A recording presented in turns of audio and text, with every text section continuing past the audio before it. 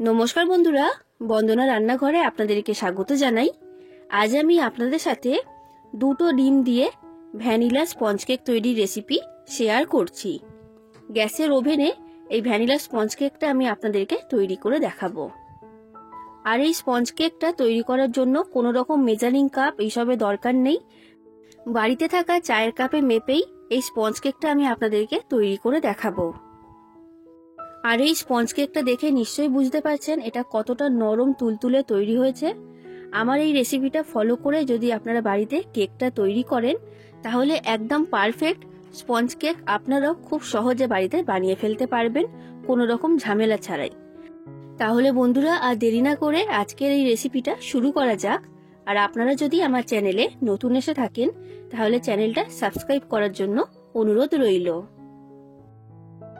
Cake তৈরি করার জন্য সবার প্রথমে আগে আমি যে পাত্রের মধ্যে কেকটাকে বেক করব সেই পাত্রটাকে আমি রেডি করে নেব।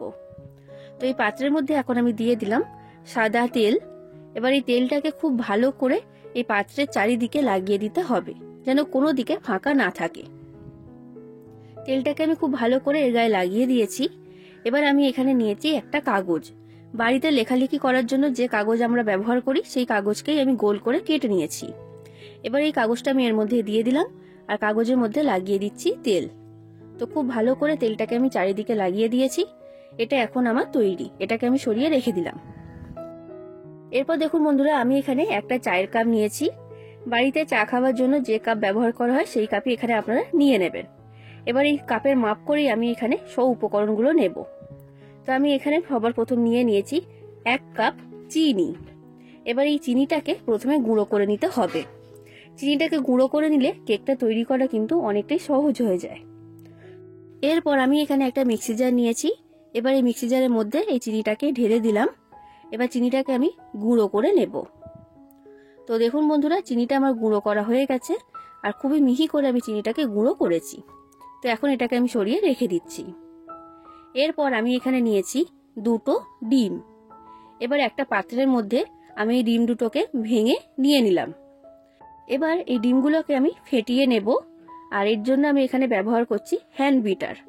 আর বন্ধুরা, আপনাদের কাছে যদি হ্যান্ড বিটার না থাকে এর পরিবর্তে আপনারা এখানে কাঁটা চামচ ব্যবহার করবেন। তো দেখুন বন্ধুরা, ডিমটাকে আমি খুব ভালো করে ফেটিয়ে নিয়েছি। এবার আমি এর মধ্যে দিয়ে দিচ্ছি গুঁড়ো করে রাখা চিনি। এবার আমি এর মধ্যে দিয়ে দেব সাদা তেল। তো এই চায়ের কাপের মাপ করে আমি এখানে 1/2 কাপ সাদা তেল নিয়েছি। এই 1/2 কাপ সাদা তেল এবার এর মধ্যে আমি দিয়ে দিলাম।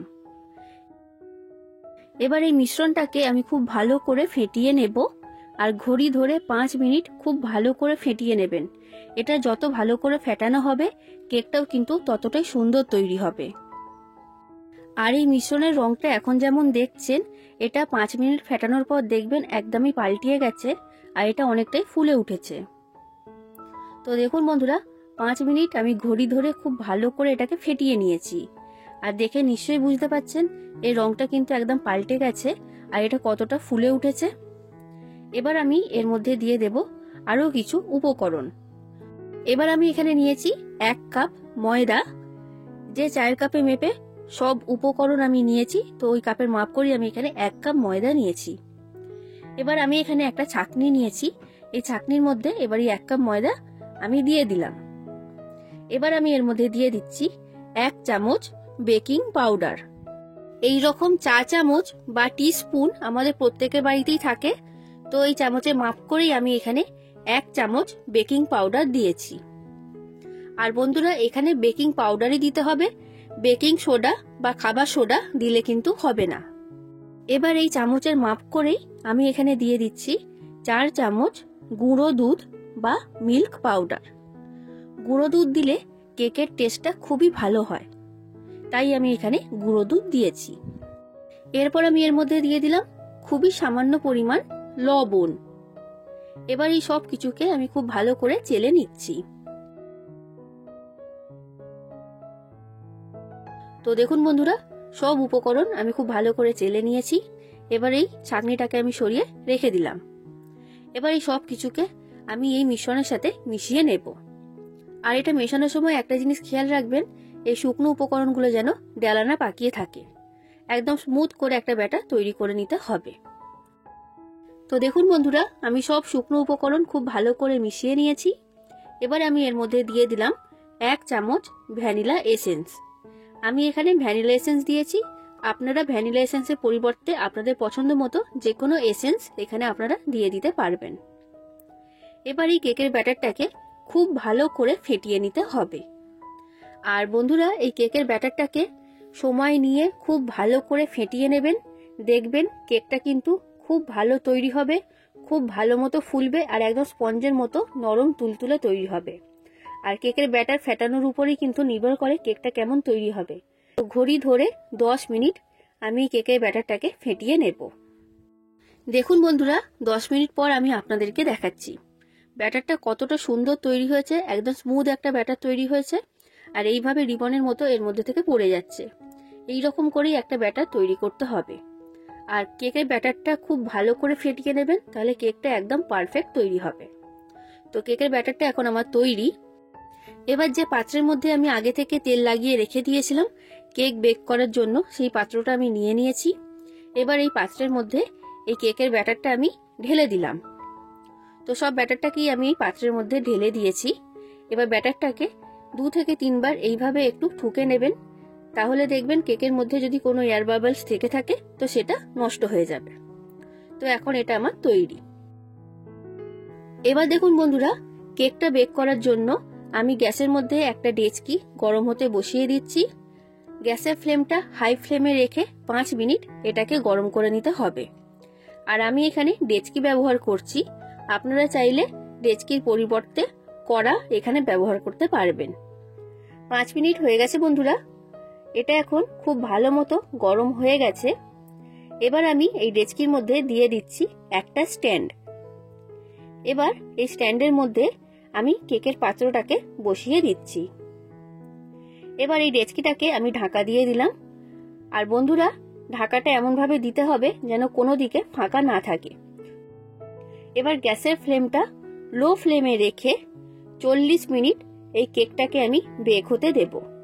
40 মিনিটের মধ্যেই কেকটা খুব ভালো মতো তৈরি হয়ে যাবে। 40 মিনিট হয়ে গেছে বন্ধুরা, কেকটা এখন কেমন তৈরি হয়েছে সেটা আমি দেখে নেব। পাত্রের ঢাকনাটা আমি খুলে নিলাম। কেকটা কতটা ফুলে উঠেছে দেখে বুঝতে পারছেন। আর কেকটা এখন তৈরি। এবার ভেতর থেকে কেকটা ঠিক মতো তৈরি হয়েছে কিনা সেটা দেখার জন্য একটা টুথপিক আমি কেকের মধ্যে ঢুকিয়ে দিচ্ছি। তো দেখুন বন্ধুরা, টুথপিকটা একদম পরিষ্কার উঠে এসেছে, তার মানে কেকটা এখন আমার তৈরি। এবার এই কেকটাকে আমি ডেচকির মধ্যে থেকে তুলে নিচ্ছি। আর কেকটা এখন ঠান্ডা হওয়ার জন্য আমি রেখে দেব। ঠান্ডা হয়ে যাওয়ার পর এই পাত্রের মধ্যে থেকে কেকটাকে আমি বের করে নেব।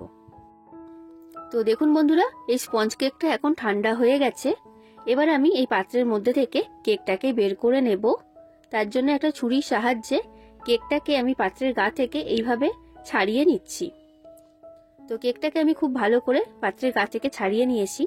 এবার কেকটাকে আমি পাত্রের মধ্যে থেকে বের করে নিচ্ছি। উপর থেকে এইভাবে একটু ঠুকে দিলেই কেকটা কিন্তু খুব সহজেই এই পাত্রের মধ্যে থেকে বেরিয়ে আসবে। তো দেখুন বন্ধুরা, কেকটা বেরিয়ে এসেছে। এবার কেকের মধ্যে যে কাগজটা রয়েছে এই কাগজটা আমি তুলে ফেলে দেব। কেকটা কতটা নরম তুলতুলে তৈরি হয়েছে সেটা দেখে নিশ্চয়ই বুঝতে পারছেন। এবার কেকটা আমি কেটে দেখাচ্ছি যে কেমন হয়েছে। তো দেখুন বন্ধুরা, কেকটা খুবই নরম তুলতুলে তৈরি হয়েছে আর একদম স্পঞ্জের মতোই তৈরি হয়েছে। তাহলে বন্ধুরা, আপনারাও বাড়িতে এইভাবে ভ্যানিলা স্পঞ্জ কেক তৈরি করুন। আশা করছি আপনাদের সকলের রেসিপিটা খুবই ভালো লেগেছে। রেসিপিটা ভালো লাগলে লাইক করে দেবেন, যতটা সম্ভব ততটা শেয়ার করে দেবেন, আর কমেন্ট করে অবশ্যই জানাবেন রেসিপিটা কেমন লাগলো। আর চ্যানেলটা যদি সাবস্ক্রাইব না করে থাকেন তাহলে অবশ্যই চ্যানেলটাকে সাবস্ক্রাইব করে দেবেন। তাহলে বন্ধুরা, আজ আসি, আবার দেখা হবে অন্য কোনো দিন অন্য কোনো রেসিপির সাথে। ধন্যবাদ।